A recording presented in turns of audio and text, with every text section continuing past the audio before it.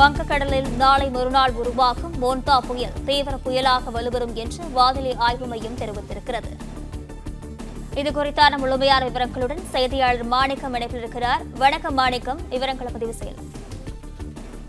வங்கக்கடலில் இன்று காலை நிலை கொண்டிருந்த ஆழ்ந்த காற்றழுத்த தாழ்வு பகுதி வலுவடைந்து காற்றழுத்த தாழ்வு மண்டலமாக தற்பொழுது நிலவி வருகிறது. இது அடுத்து வரக்கூடிய 24 மணி நேரத்துல ஆழ்ந்த காற்றழுத்த தாழ்வு மண்டலமாகவும் அதனைத் தொடர்ந்து 27ஆம் தேதி காலையில புயலாகவும் வலுப்பெறும் என்பது வானிலை ஆய்வு முன்பு கொடுத்திருந்த தகவலாக இருக்கக்கூடிய சூழல்ல இந்த புயல் மேலும் தீவிரமடைவதற்கான வாய்ப்பு இருப்பதாக வானிலை ஆய்வு மையத்துடைய அறிவிப்புல சொல்லப்பட்டிருக்கிறது.